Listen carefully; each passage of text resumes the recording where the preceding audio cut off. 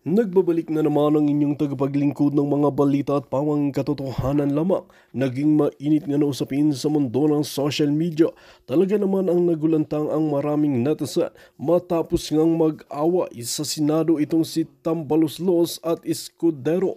Dito nga natin mapapatunayan na talagang nagsisisihan nga nila kung ano nga ba talaga ang tunay at kung sino nga ba talaga ang sumisira kay VP Inday Sara. Dito nga natin makikita na sobrang hina pala talaga ang kanilang hawak na mga ebidensya at mga pruweba. Kaya naman ngayon ang magkakampi ay talagang nag-iiwasan at nagsisiraan na dahil alam nila na mapapatunayan at mapaparusahan nga sila dahil ayon kay VP Inday Sara ay hindi niya hahayaan na makakawala pa ang mga korap na mga opisyales lalong-lalo na't ngayon ay marami na siyang kakampi na nanalo. Dito nga natin mapapatunayan na talagang mas lalo silang kinakabahan at natatakot sa anong mangyari sa kanila. Kaya naman ngayon ay nagkakagulo na sa Senate hearing or sa Senate Congress. Well mga kaibigan, ito nga ang inaabangan ng lahat na maglaglagan ang magkakasabwat at dapat maparusahan ang may mga sala. Well mga kaibigan, para nga sa karagdagang impormasyon, panoorin nga natin ang buong video. At kung bago ka pa lamang sa aking channel, huwag kalimutan i-click ang subscribe button at notification bell para lagi kang updated sa ating mga bagong video. At para sa sulit viewers natin dyan, maraming salamat sa walang sawang pagsuporta. Nandito natin teka lang nga kay Alindog 'di ba? At this age ang Alindog natin kumakabog pa rin ha. Kabog sa banga. Okay, kumakabog pa rin tayo sa banga mga hitad, 'di ba? Hindi pa kakabog ang organic beauty ng lola ninyo. Ngayon, so napag-alaman natin, dalawang senador ng alyansa di umano ay nakipag-meet and greet. 'Di ba? Nakipag-meet and greet kay wag na nga lang natin banggitin, okay? Nakipag-meet and greet, okay? Sakay, alam nyo na yan kung kanino nag-meet and greet. So itong dalawang senador na napilitan lang na mag-join sa alyansa, di ba? Sa alyansa ng mga malalansa, mga kababayan, ay nakipag-meet and greet sa ating kabilang bakod. Okay? So bakit kamo? Ayon sa minutes of meeting, di ba? May mga ganun dramatization. Minutes of meeting, babae at lalaki to ha. Etong isang senador na ito, sabi na natin si Ping Lacson. Di ba? Sabi na natin yung pangalan. Si Ping Lacson tsaka si Pia Cayetano. Di ba? Go. Ano pa naman? Wala namang preno nga bells natin. Nako, baka gurgurin. Well, maganda na kayo. Siguro ready naman kayo, no? Ito ay according sa ating source, well, si Ping Lacson naman ay very very vocal siya na tawag dito na ayaw yung 'di ba nag-mention siya na pinaka-corrupt yung national budget. May mga ganung pronouncement si Ping Lacson. So ayon ay Ping sagutin mo to, Mr. Senator Ping Lacson. So ayon sa ating Juting Jahas, wala daw nagawa, eto budulan to this is budulan portion. So wala raw nagawa, wala raw namang magawa etong si Ping during election season, 'di ba? During election season, no? Election time, kundi ang makipag-alyansa sa mga bangag kahit na against siya dito sa ginawang budol-budol na national budget. All right? So ngayon dahil tapos na yung election, tapos na yung budulan portion nila, ayon sa ating Juting Jahas, ito daw si Ping Lacson at saka si, hindi ko na alam kung totoo yun, basta inosente ako. Di ba?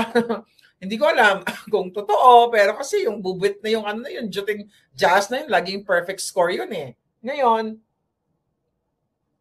ay parang ang dating ay nagkaroon ng salaysay na kesyo. Wala sila parang umamin na wala silang choice kundi gamitin yung alyansa ng mga bangag. So kaya sila pumasok dun sa alyansa na yon. So nanalo naman yung dalawa. So kaya nga kung ito ay may katotohanan, ayon sa ating puting ahas, di add points, pogi points na naman sa ating prinsesa ng ng Kalawakan, 'di ba? 'Di ba? Talagang good points ito. So ngayon ang tanong ko, kumusta naman ang alyansa ng mga bangag? 'Di ba? Total, punot dulo kayo ng budulan, di nabudol din kayo ngayon. Kung 'yun ay may katotohanan. Kaya naman, 'di ba? Kung paano nagko-connect-connect ang pagwatak-watak ng mga bangag. Recently, I think article ng kaya kulitin nyo nga si Pia Cayetano. Alam mo, in fairness sa dalawang yan, hindi ko naman na-boldjack yung mga yan. 'Di ba kasi si Ping Lacson dun sa smuggling 'di ba? Oy Ping. Manong Ping. Okay, may Uncle Ping ako dati, 'di ba? Wala na lang siya sa Uncle Ping. Oy, Uncle Ping, bakit hindi mo naman ituloy ngayon? Si Ping Lacson ang nag-privilege speech diyan sa smuggling na kinasasangkutan ng mga BFF ni Lisa Tanas. Sila Michael Ma. 'Di ba? Lahat ng binanggit ni Ping Lacson ay kaya naman siguro si Ping kung totoo to siguro sabi ni Ping Lacson, budulin ko nga muna 'to mga ito. 'Di ba? Bubudulin ko muna 'to mga ito para naman mabalikan ko 'to. But anyway, mga kababayan, tignan niyo kung paano nagkawatak-watak. Recently, nagkaroon sila ng victory party, 'di ba? Nagkaroon sila ng Thanksgiving chuchu sa kanilang mga kandidatong nanalo. Ang article ng bilyonaryo, 'di ba? Na-meet ko yung kanilang correspondent na yan si who's that? Yung magandang kalimutan ko tayong pangalan. May memory gap na tayo. Si attorney, who's that? Yung magandang ng bilyonaryo? Dating SMNI. Na-meet ko yun Sana magmamargarita kami, kaya lang hindi lang natuloy dun sa The Hague. Si Attorney Karen Jimeno, ayan. Dami ko kasing nakilala dun kaya hindi ko maisip. So, Attorney Karen Jimeno. Attorney Karen, baka naman, pwede ka mag-chismak dito. But she seems so nice person nung na-meet ko siya. Ako naman lahat naman, nice sa akin wag lang tayong atakihin, wag lang tayo budulin. So, ganun pa man, nakita ninyo, ang bilyonaryo, may article sila na dun sa kanilang victory party ay ang dumalo lamang si Lito Lapid at yung mga iba-iba pa. Pero yung mga key personalities sila like si Pacquiao o even yung iba nila, basta according to that report, si Leon Guerrero lang ang nandoon. So mga kababayan, ano ang sinisimbolo ng mga eksenang ganire? 'Di ba? Ano ang sinisimbolo niyan? Recently, maliban pa dyan na hindi sinapot ang kanyang party-party, wala nang si Dudong Manny, kasi mag-focus na lang si Dudong Manny, mag-suntok na lang ba si Dudong? Nagbugbog ka naman Dudong. Pera-pera man yan Dong. Baka naman, di ba? Ang pabugbog na lang si Manny. Kasi kung ako sa'yo, yung mga pera-pera mo, hindi mo na lang yan ginastos Dapat nag-ano-ano na lang yan Naggastos mo lang yan sa taong bayan. Raven May, very polite si Karen. Yes, I like her actually. Even si Maris Umali, love ko yan dalawang yan. Di ba? Hindi, mabait naman talaga sila during that time. Okay? Mabait naman sila. Huwag tayong mga away kasi hindi natin alam ang istorya ng mga yan sa totoo lang we have to realize na yung mga reporters, they're just doing their job na para sa buhay nila. May personal na dwelling sila sa buhay, hindi nga natin alam kung sila ay tagang tinatakot, sinisindak or whatsoever. So, ganun pa man, mga kababayan, so watak-watak na nga yung mga bangag. So, imagine mo, Thanksgiving party, di ba? Ito ay isang malaking senyales ng ang mga malalansang alyansa ay watak-watak na. Imagine mo, si Dudong Manny, sino pa ba yung hindi nanalo? Si Bong Revilla man. Yan, di sila nanalo. Kasi nga, mga losers. Okay? Mga loser, syempre, hindi sila na bit-bit ni Lisa Tanas, di ba? Hindi na calibrate yung machine para sa kanila, di ba? Swerte si Kiko Matching at saka si Bam, di ba? So ngayon, baka naman may sama ng loob kaya hindi nagpakita doon sa party na yon. So, wala na silang pagkakaisa, wala nang kwenta yung kanilang mga koalisyon ng mga alyansa ng mga bangag. Kaya no wonder inunahan na ni Clarissa Taratara yung kanyang pronouncement na Sabi daw ni Bangag na, mag-focus na tayo sa trabaho, diretso na tayo, ganyan-ganyan, wala nang alyansa. Wala nang alyansa, mga kababayan, kasi watak-watak na nga sila. O tignan mo mismo, yung dalawang senador na yan, according sa ating source, di ba, ay nakipag-meet up na sa kampo ni prinsesa ng ating Kalawakan, di ba? Ng prinsesa ni Inday. Hindi ko lang alam kung si Inday ang kausap o yung yung BFF ni Inday. Marami namang BFF yan. I'm just not sure kung sino. Pero actually alam ko. Pero wag na. Wag na, baka ma-pinpoint pa. Diba? Baka magurgur pa yung no? Yung ating palangginging doon. So, mga kababayan, malinaw pa sa sikat ng araw na ito ay watak-watak na talaga ang alyansa ng mga bangag. Sabi ko nga sa inyo talagang ang mga mambubudol nagbabakbakan na budol sa budol. Kasi nga si Toby Tiangco nagdakdak. Ano ang sabi diyan? Dapat pala ang dinakdak natin diyan, ang title natin 10 billion campaign funds. Mga kababayan, kailangan yung magising. Ayoko na, sumisigaw na lang ako everyday ng buhay ko. Simula ako nagbablog. Ganun na lang ang bunganga. Mga jutang, ganun na lang ko. Napapagod din ako sa kangangal. Pero ngayon, kasi, it's very special day. So, kaya naman cool na cool lang ako. Ngayon, mga kababayan, cool na cool. Mamaya, galit na naman. So, 10 billion, according sa ibinulgar, di ba? According sa report, 10 billion ang ipinondo diyan sa alyansa ng mga bangag at tinipid di umano ni Toby Tiangco yung mga pondo sa iba't ibang bahagi, especially ng Mindanao. Sa BARM, di ba? According sa report, walang nanalo na alyansa ng mga bangag doon. Ngayon, tigo 1 million lang daw binigay doon sa mga barangay captain ba o kung sino man yon. So kaya nga kina-question nila, nagbubugbugan, naggaganyan sila ngayon. Kaya yan ang gusto natin. Mag-boxing-boxing man ba? Di ba? Hindi lang si Dudong man Dudong, mag-boxing-boxing mo. So, pero ito seryoso. Mga kababayan, ito yung malungkot na katotohanan na hindi ko nga alam sa inyo na parang okay lang ba sa inyo? Yung pinag-usapan namin ni Attorney Glenn Chong kanina, yung election natin, election sa Pilipinas, sa bansang pinakamamahal natin, di ba? Ang lupang tinubuan. We spend 40 billion pesos. Sa election pa lang yan, na magkakaroon lang ng dayaan, discrepancy at kung ano-ano pa. Wala pa tong 10 billion na ito na ginastos ng alyansa based on that report para sila maipanalo nila yung 12 nilang kandidato. Ngayon, siyempre, hindi naman uubra yun. Dahil hindi naman tayo maniniwala na mananalo yung kanilang 12 candidates, di ba? O kung ilan man yung kandidato na gusto nila kasi kaduda-duda hindi mag-aalsa ang balat sa tinalupan, 'di ba, pag nangyari 'yon. So, going back to that Tiangco issue, ang gusto ko sabihin sa inyo, kausapin ko kayo puso sa puso, alindog sa alindog.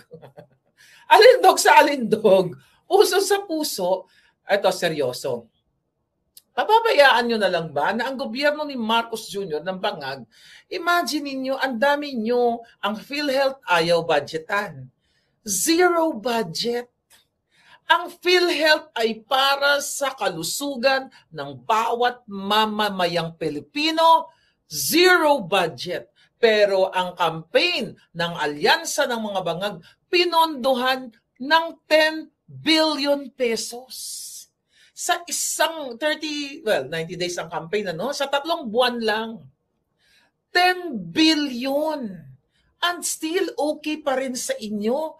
Ang mga anak, nanay, lolo't lola ninyo, hindi makalapit. Ako, may lumapit na naman sa akin. Na mga may sakit and everything. Walang pambiling ganito, walang gamot, Pero itong gobyerno ni Bangag, 10 billion. Sinabi nila yan, mga kababayan, okay, nasa report nila nabasa ko ng kanya, at i-google nyo, nandiyan yan. So ngayon, dahil nag-aaway-aaway sila, dahil ito daw si Toby Tiangco, di ba, ay mayroong ambition for speakership. Kaya siya ay nagbukelya sa inyo, nagbukelya sa interview pala niya, sa ABS interview niya, na kung saan na inamin na talagang binayaran with the Basbas o Bangag Jr. na binayaran itong 200 plus, was it 200? Ilang ano nga, mga kongresista ang pumirma doon? Anyway, para i-impeach si Inday Sara, inamin mismo na sinuhulan nila. Sinabi mismo ni Inday, 1.5 cash, 6 million plus yung conditional release na kapag ikaw ay pumirma, mayroon kang additional, ayuda, gamit yung mga AKAP chuchu na yan, at piniliwanag na nga ng ating abogadong Vice President Sara na hindi trabaho ng kongresista yung mga pagbibigay ng mga ayuda na yan, o wala silang dapat power o hawakan yung pera, 'di ba? Ninyo para mamigay ng ayuda. Ang trabaho nila, mag-amend, magbalangkas ng batas, gumawa ng batas, ganyan-ganyan. So ngayon lumabas na nga sa bunganga nitong Toby Tiangco na ginasusan talaga nila at ito ay basbas ni Bangag para i-impeach ang ating Inday Sara Duterte. Hindi, this is fake news na naman to. Hindi magjugjugan silang dalawa. Di ba? Inamin na nila. Kaya nga ngayon mga kababayan, ang nakikita natin dyan, talagang baka magkaroon talaga ng dugo-dugo, magdugo-dugo, magligo-ligo sila dyan, di ba? Magdugo-ligo, ito mismo sila. Maganda yun. Habang pinapanood natin sila na nagbo-boxing, di ba kabog, sige lang. At habang lumalakas ang ating prinsesa ng Kalawakan, 'di ba? At talagang lumalaban sa kanilang harap-harapan at sinasabi nga nito ni Prinsesa ng Kalawakan, kailangan, excited na siya. I mean, excited ba sinabi niya? Gusto niya na talaga magkaroon ng dugo-ligo na labanan diyan sa impeachment na yan. At with that, mailabas na kung ano man yung ebidensya niya. Hindi mo alam, baka biglang magulat na lang tayo, meron palang touchscreen na, invisible na. Ito yung mga chika boom. May dala pala si Inday na napakalaking touchscreen na, press the button. Gaganon, pipindutin mo na lang yung button, nandoon na lahat ng ebidensya. Kaya ngayon, naaalarma sila. Kaya, mga kababayan, makikita mo na lahat sila, actually, itong mga alyansa ng mga bangag, na yung mga akala nila magkakampi sila, nakikita mo na wala silang loyalty sa isa't isa. Bakit naman sila magkaroon ng loyalty? Mismo yung Bangag Jr. walang loyalty sa kaibigan niya na si Inday Sara na kung saan ang nagpanalo sa reason kung bakit siya nanalo at wala siyang loyalty sa taong bayan. May loyalty ba si Bangag? Sige nga. Ngayon, ano gagawin nila? Dahil ang sinasabi dito sa news, nag-abala daw, kumbaga ang pinagtuunan doon ng pansin ni Toby Tiangco ay yung i-maintain o manatili yang si Escudero, 'di ba? Diyan sa leadership niya sa Senate or hanggang 2028 pa. So imbis daw sinisisi siya ngayon. Kaya daw sila natalo itong mga alyansa ng mga bangag because of Toby Tiangco. Dahil una tinipid yung budget, I think pinagpapaliwanag pa siya kung saan napunta yung 10 billion something na pinondo ng bangag diyan. Well, it's not bangag's money, it's your money, darling. So ngayon, mga kababayan, dahil mga talunan mga ito at nakita ninyo yung protest vote at ipinakita ninyo na ang mga Duterte ay may alindog pa talaga. Hindi lang asim, kundi talagang maalindog pa ang mga Duterte dahil nakita nyo majority dito sa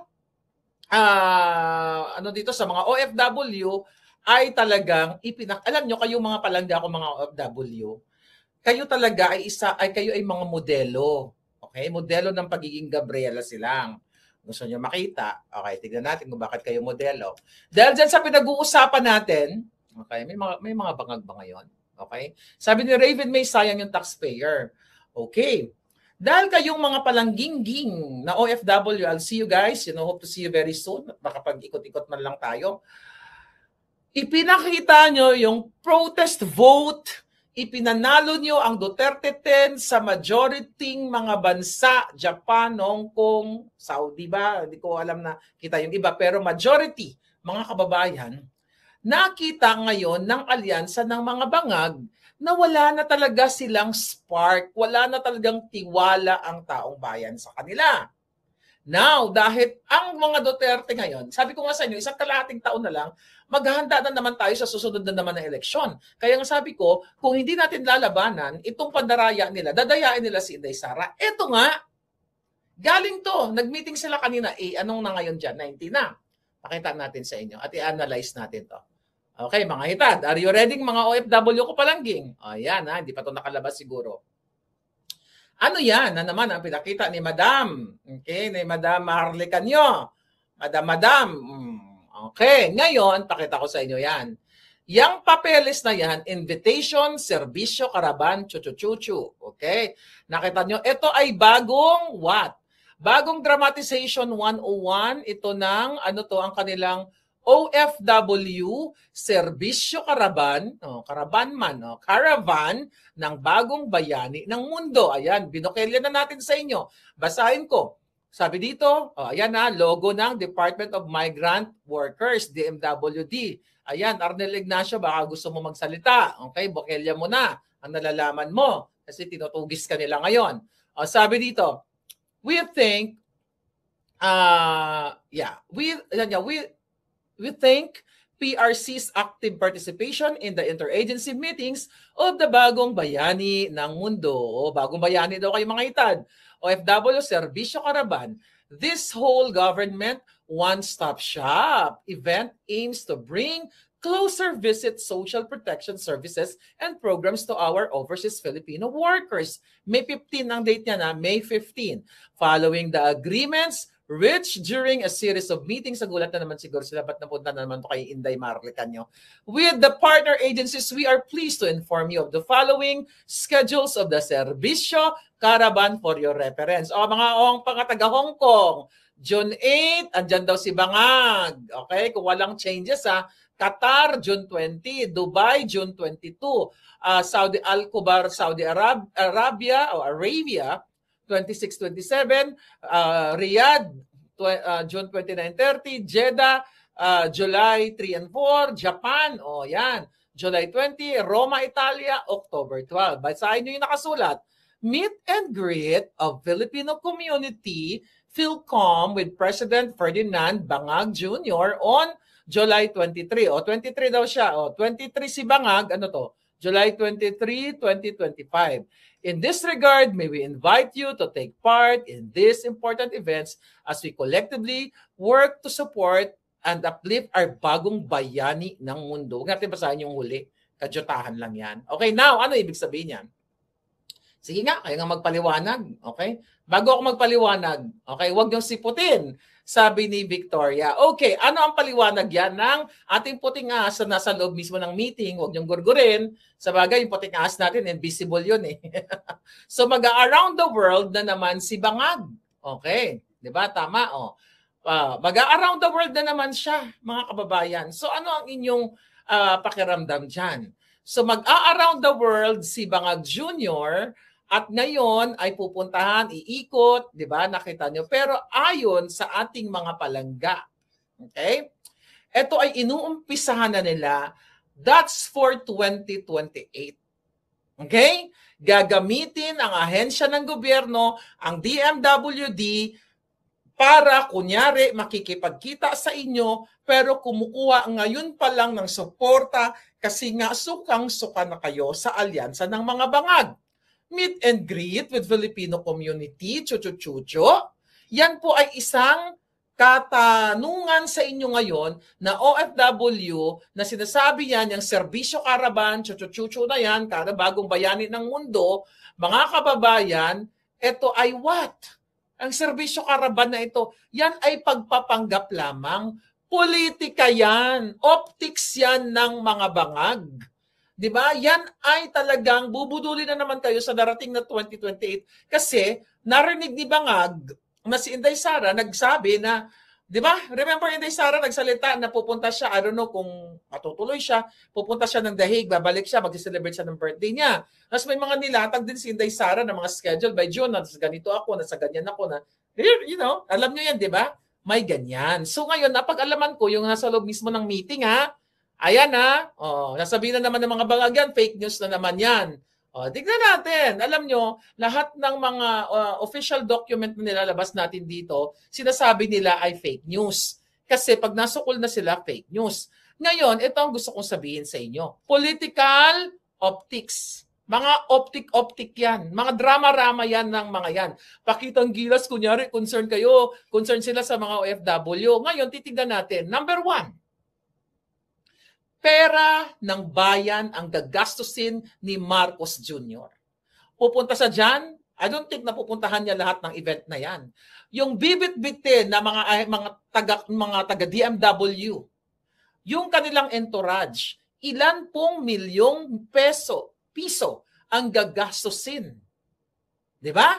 Dahil sa kanilang optics, okay? Na paghahanda nila dahil alam nila na hindi na nila kayang, alam ko, you guys are smart, no? Mga palangga ko, na-meet ko sa mga OFW, huwag kayong pumayag. So, ito yung nakarating sa akin. Dahil mismo, ang ating puting ahas, na nag-aaktong daga minsan. Puting daga, hindi nila mahuli-huli. So yan ngayon, ang tanongin nyo sa mga sarili ninyo, magkano yung gasto sa biyahe, yung entourage nila. Imbes na yung budget na yon, mga palangga, ilaan na lang sa healthcare, yung mga reforma, mga programa. 'Di ba? Ngayon, anong gagawin diyan?